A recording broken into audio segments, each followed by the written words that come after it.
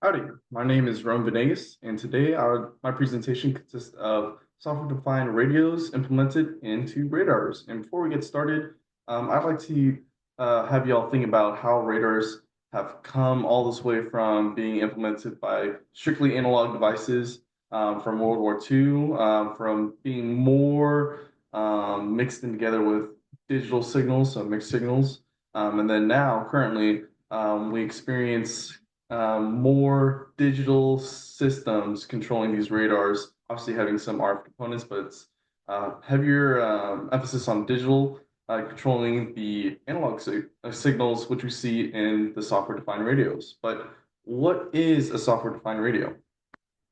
So it refers to a device where wireless communication is conducted by manipulating characteristics of the transmitter and receiving chain via a computer. So with these two SDRs to my right, we have the Pluto on the bottom and the X310 on top. Both of these can be controlled via a PC or a laptop through a special connection and be controlled through different software such as like MATLAB, let's say Python, C, C++, GNU Radio, Simulink.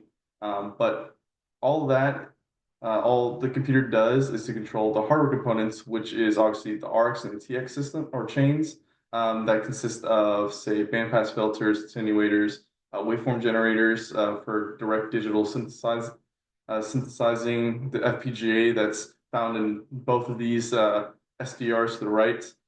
And what is their use for radar and why are they kind of important? We'll talk about that for the next slide, but for a little introduction, they are compact systems to where you don't need or a user doesn't need to build their own radar based off of analog components that to kind of scramble together, make sure that they know the characteristics of the components, and then obviously the transmission lines or any connecting methods between the RF components for both the TX and RX chains are compatible or suitable for your standard of trying to achieve the most power being transmitted out, make sure you have a great frequency range, or make sure you get a lot of SNR from the environment that your antenna or your system can actually achieve. So SDRs really are compact systems that can be malleable to any application the user deems necessary without having to spend a fortune, even though for the X310 is very expensive compared to Pluto. But the importance again is having a malleable radio frequency microwave system that can be configured for objectives relating to varying fields. So some of those fields might be ranging of a target or finding ranging tracking of a target, finding its velocity, its range, as well as like maybe using it in a passive sense, in a cognitive sense. Again, all these components of the radar can be controlled via computer. So again, it's a compact system that's able to change with the user's input of a computer.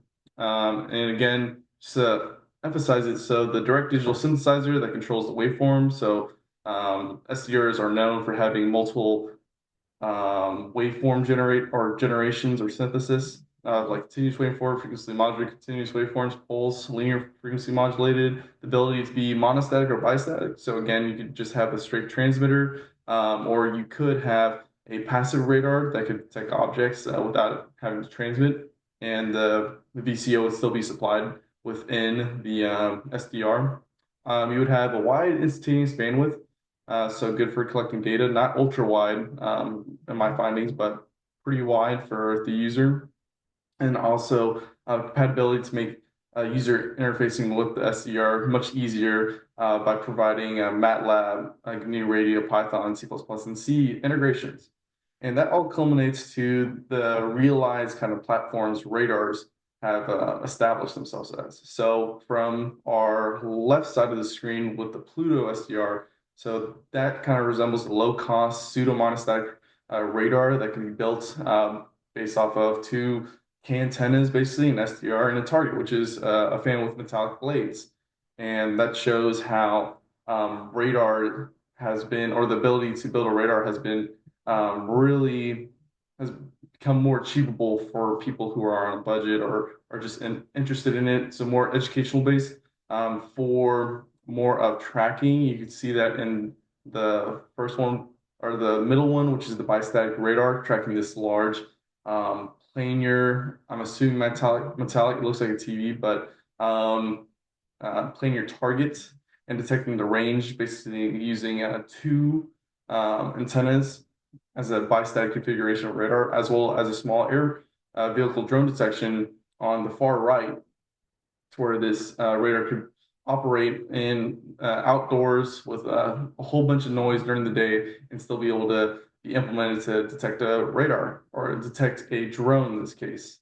So this presentation was just opening y'all's eyes to how SDRs have come or how SDRs are used in order to produce different types of configurations for radars for a user and their objectives. So thank you for listening to me, and thanks again.